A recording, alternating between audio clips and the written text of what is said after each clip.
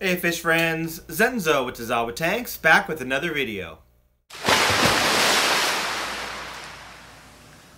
Before I get started, I don't know if you can see my shirt here, but this is a major fail. So actually got the t-shirts in the mail today and immediately saw that the t-shirt company messed it up.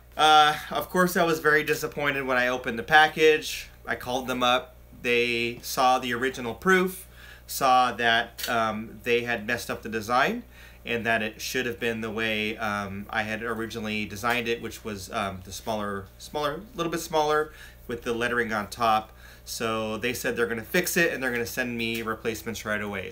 Just a quick little update talking about a couple topics. One of those is an update on my Tanganyikan tank, which is my Neolamprologus multifasciatus, my multi-tank, which also has my Cyprochromis in there, my Cyprochromis leptosoma. So just a kind of a short clip of that tank, and then I want to show you quickly, my one or two videos ago, I talked about my DIY hiding place, which you can see behind me over my shoulder right here. And that's working out well, so I thought I'd give you an update on that. And then I also happened to stop by the medical office this afternoon and took a look at that tank, and that was the 125 that I installed last week. So I wanted to take a look at it, see how it's doing. I did a quick water test and wanted to see what's going on and how the fish are doing, because the customer added some fish, of course.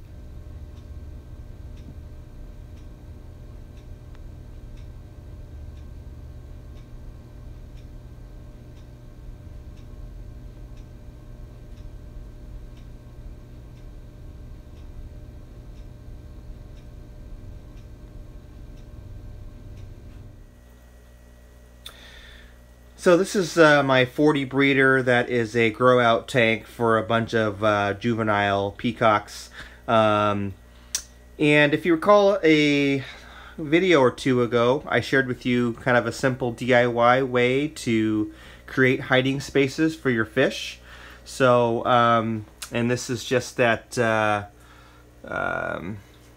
flexible tubing that you can use for irrigation. And these float. So I took the piece and cut it in half and put it in here. Of course the fish aren't in there right now because, well, there's one there, because I'm here filming. But what I found is that every time I come down here into the fish room, I find a couple of the fish hiding out in those little floating caves. So it's just kind of a nice hiding spot. You swam out. Kind of a nice hiding spot to provide some shelter and just to get away from the chaos and the aggression. This male here, you can see, is displaying his colors, the blue one there, and is kind of chasing around the fish. Even though they are young, he is establishing himself as the tank boss. So anyway, just thought I'd update you with that. I also do have these little PVC pieces here, and you can see I've got a red shoulder in there, or red shoulder or ruby red, can't see from the picture here, but I do have a few of these in here as well, and it also provides a hiding spot for the fish to escape the aggression. So it's like a, oh yeah, there he is. So it's just another space for the fish to kind of hide if they just need to get away from the chasing, etc. You know, these pieces are not huge, so they're only 1.5 inch in diameter, so they're fine for juveniles. Obviously, if the fish are larger, they're not going to work. I do have a design in mind that I'm going to be doing in my display tank, where I will be creating some PVC structures that I will be hiding behind rockwork. So when I do get to the hardware store and buy those pieces and cut them up and silicone or glue them together, I will show you that. So it's been a while since I've done an update on this tank, which is my 60-gallon Tanganyikan tank with Cyprochromis leptosoma and Neolamprologus multifasciatus. This is the tank that I recently did a video on the blue-green algae the cyanobacteria. And I just talked about it briefly, but didn't really get some good shots because of the glare, because it was in the afternoon.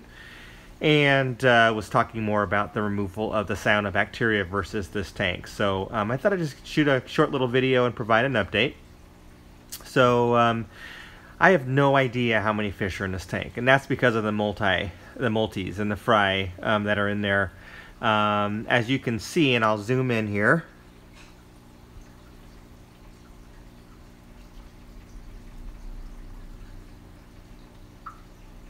You can see there's a lot of juvenile. There on the left is a larger adult. You can see the Cyprichromis darting around. If I kind of pan down this way, you can see the very small specks, which are the newest batch of fry, and then the juveniles are the larger fish there, and there are a lot of them. I can't even begin to count or attempt to count how many are in this tank. So I am going to have to catch them. I've got a tank set up downstairs, set up for breeding, and I will be able to offload these to friends in my fish club, also to maybe members of the Aquarium Society here in San Francisco, and also maybe to some local fish stores that I'll be able to work out a trade or sell them or something like that. But there's so many in here. Sorry for the finger there. There are so many in here, and but catching these fish are very difficult, because what they'll do is, as soon as they sense some type of threat, they will dart back down into their shells. And once they're in their shells, there's no way to get them out. You know, you can try to put the shell in a tank and elevate that shell, and the idea is that they will eventually swim out of the shell. But what I'm going to do is I'm actually going to be going on vacation in a couple of weeks. And while I'm on vacation, I have a bunch of PVC elbow pieces that are 1/2-inch diameter PVC elbows with end caps. And I'm going to put them in this tank and let it be for a week or two while I'm gone. Well, I'll put them in before I go, and then I'm gone for a week, and then I'll come home. And then when I get home, what I plan to do is take those out, and I'm hoping that there will be fish in them, and then I will be able to just pop those open and put them in the tank. So anyway, so that's it for the multis. The Cyprichromis are the sardine-looking fish that you see swimming around towards the mid to high level. You can see a male there on the right side with the yellow tail fin. It's not quite showing up on film right now, but the males are brighter in color. They're blue with kind of some faint banded stripes, and then yellow finnage. And I have 3 males in this group. The one dominant male is the one on the right side with the yellow fin, and then there are 2 others that are light blue but aren't showing any yellow finnage or anything yet. And then there are 5 females. Here's a better shot of the male. You can see the male is brightly colored. This is a dominant male. Pretty brilliant in color, even though it's not quite showing up on camera, but you can see the yellow coloration and then the yellow tail fin. And you can also see that this male chases away any fish that comes into his little territory, which he's staked out here. There are 2 other males. They're harder to spot. That's one right there. You can see the light blue on the top of the fish, and there's another one in here somewhere as well. And then the rest are females. A couple of good things about the Cyprichromis when you are pairing them with small shell dwellers like these multis is the nature of kind of where they inhabit the tank. So, you know, they are a mid-level to high-level swimmer, and they really don't go too low in the tank. So they really occupy the higher levels of the tank, whereas the multis typically will occupy the lower areas. So the multis usually are down here, making their homes in their shells, protecting their fry, and then the Cyprichromis are up high, up here, up higher. another great thing about that is the Cyprichromis. They have a very unique mouth. So, you know, and these are kind of referred to in layman's terms as like the sardine of the lake. So in Lake Tanganyika, these school together by the thousands. So just imagine a big school of these by the thousands swimming, and they are basically just sucking up small particles of food that are floating in the water column, and they you know, they're not you know, down at the surface hunting for food, etc. So the good thing about that is, you know, one, the multis would chase them away if they went down low trying to catch any fry, but two, they're really not designed for that. They're really designed to catch small particles of food that are floating around. So they're very good tank mates for shell dwellers, and just a beautiful African cichlid to have in a medium-sized tank. They're very fast swimmers, so if you could probably seen in the footage here how quickly this fish darts around and how quickly they dart around. When I feed, they just shoot up and down to the surface and are very quick and fun to watch. So a couple more bits of information on this tank if you haven't seen some of my other videos. This is a 60-gallon long. The substrate is aragonite, so that really helps in buffering the water to keep a very high pH level. Recently, as you know, I test the water every couple of weeks. I do water changes about every 5 or 6 days on this tank, but when I do test, the pH has been hovering right around 8.4 to 8.6, so I'm very happy with that. And let's see here, the background is a 3D background that I made. I'm like, you know, 75% happy with it. It was actually a piece that I was making for a customer, and didn't work out in his tank due to some logistical issues. So I just took it back home and cut it up and made it fit in here and siliconed it in place.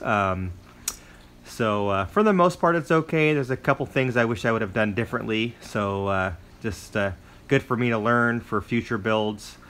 And let's see what else. Filtration, canister filter, sponge pre-filter on the power head, sponge pre-filter on the outtake of the canister filter. It's a Fluval 406, so you know, pretty good filtration for this tank with the 2 sponges and the all the media in the canister filter. And then I do have an air pump in here with 2 air stones. One is in the back right behind that big hole. That's actually where the heater is, in the back there. And I built a space for the heater, and then I put an air stone down there just to increase water circulation, and also to create some surface agitation. Then you can see on the left there, behind the other power head, there's another air stone creating additional surface agitation for the gas exchange. So that's probably it for this short little video on this tank. And probably the next time I film this tank, it will be me trying to collect my shell dwellers and my PVC elbows and putting them in the tank downstairs, which is all set up and ready to go. Alright, so I hope you enjoyed that update with the Tanganyikan tank, with the floating PVC, or not the floating PVC, but the floating irrigation tubes there for hiding spots, and on my logo in the t-shirt, which is a real bummer, but it's okay. They're gonna send me new ones, and it's a funny story. So anyway, as always, please give it a like if you like the video. Give it a thumbs up. If you don't like it, you know, again, thumbs down's okay. At least I know what I should and shouldn't be making as far as video content. And if you haven't subscribed, please click the link below and subscribe. And thanks for watching, and we'll catch you in the next one.